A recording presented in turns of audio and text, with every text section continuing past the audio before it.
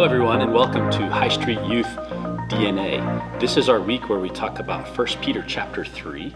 And as you can see, I have a guest here with me today.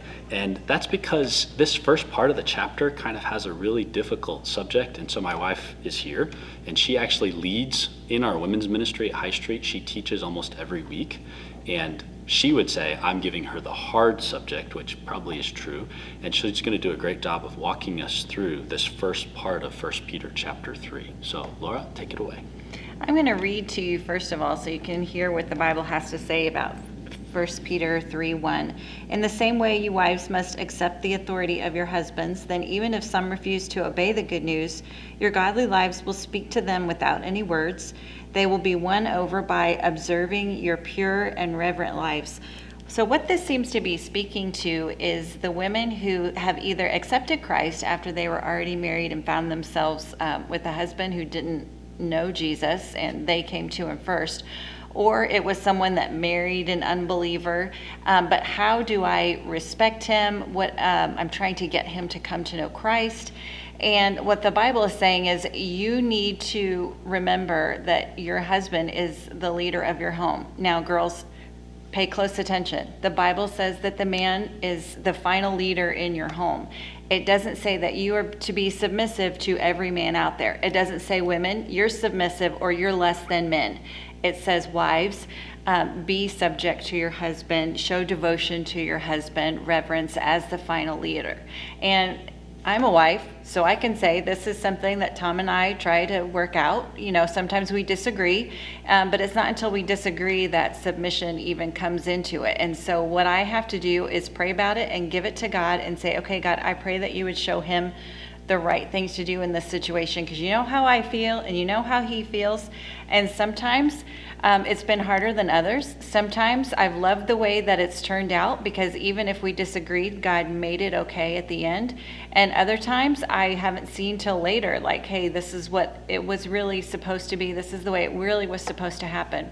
So don't take from this, again, like I said, that a woman is to be submissive to any man. This is talking about wives submitting to their husbands, even if they're not believers. And then the next part really quick.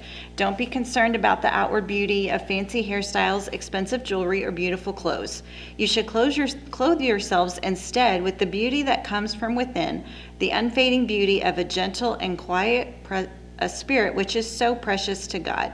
This is how holy women of old made themselves beautiful. They put their trust in God and accepted the authority of their husbands. So what this is referring to is that women of this day, Greco-Roman, that was the empire, that was the time that this was being written in, they would sometimes spend the whole day being worked on, being pampered, just because they had an event that night, and that was the most important thing to them. And what the Bible is saying is, look, it's not saying that those things are bad, but it's saying how much time you emphasize the outward appearance should not be as long or as often as what you work on your inward. Being at peace with God, being gentle, being someone that's not prone to just be argumentative for the sake of argument.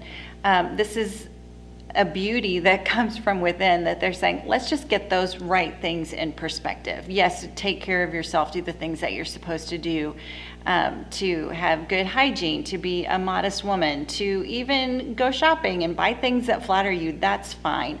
But the Bible's saying, just watch out, that is not way more important to you than what's going on your inside. This next section, which is actually much shorter than the women's section, some guys will be like, oh, I don't have nearly as much to work on. It's small, but it packs a powerful punch. And basically what Peter is telling the husbands, and that would be all of you who have a wife, he says, if you treat your wife well, if you are considerate, if you consider her, that means you have to listen to what she says and take all of the input that she gives you as you have to lead your family well. He says, if you do that, then God will hear your prayer. And he says, if you don't, God actually won't listen to your prayer. And I don't know about you, but as a man, that's a fearful thing to understand, that God, if I do not treat my wife well, will actually ignore me. It's abundantly clear that that's what the text says. Now, another thing to deal with here is it points out that the women are the weaker vessel or they're not as strong, that's just a physical reality in most of the world even today. And all that's being said is, don't take advantage of your wife. Don't mistreat her because you can push her around. That's good. And he also has to open all of the jars that are hard to Yes, open. I do. Yeah, so we should work on being strong in and of ourselves, but yeah, he's probably going to be stronger than me, and I'm okay with that. This next section, Laura's going to talk about this because we've grown up in church, both of us, and we've seen how people behave, and it's not always good.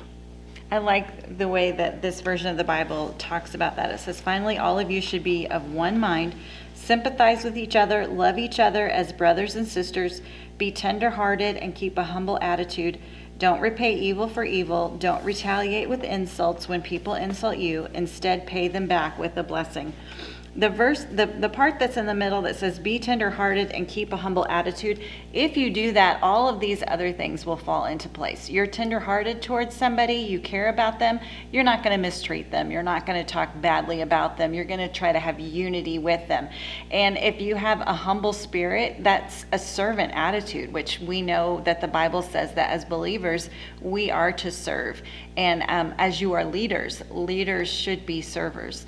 And this is something that will just do well for you if you will keep these two things at the front. And as Christians, we absolutely, even before anybody else, should be known as tender-hearted and humble.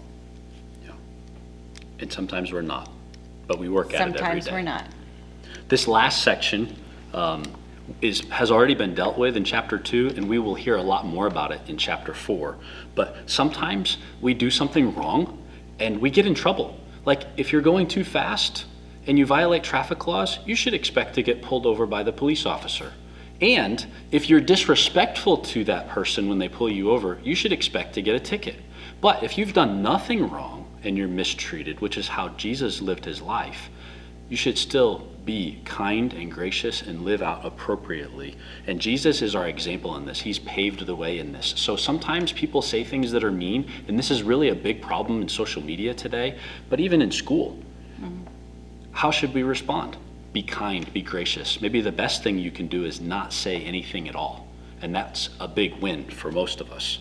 And then this last part, there's this story. Peter's basically using the fact that Jesus went and preached the gospel to the people who had come before as an illustration of the reality that the gospel is available to everybody.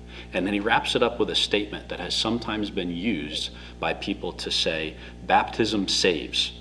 And the text is clear that Peter is talking about baptism as a picture of what Jesus has done for us in his death, burial, and resurrection. And he points out that the flood, just as the people were saved through the flood, and the flood cleansed the earth of sin, that baptism is a picture of what Christ has done for us in that. So sometimes we read that, and depending on the translation, it makes it sound like something else. And that's all it is a picture of Jesus died for us. When you are baptized, you're showing that Jesus died for you, was buried, and rose again, and you are willing to live your life for him. That wraps up 1 Peter chapter 3. As we look to next week, just a couple of thoughts. The first one is this: when you begin to obey Christ the way you are called to, maybe sometimes people are not going to treat you the way that you hope they would. Maybe your friends even will begin making fun of you. How do you handle that? What will you do when that happens in your life? That's one of the issues that we see in chapter 4. Also, it talks about the fact that the world is going to end soon. And we know that this book was written nearly 2,000 years ago. And so the question is, what does that mean? And then it follows up a discussion of the world ending soon with the reality that judgment is a part of God's plan for the end of the world. What is that all about? We're going to learn more and hear more about that next week. Thank you all for listening. And I just want to remind you, show up, listen, read through 1 Peter 4 before we come back.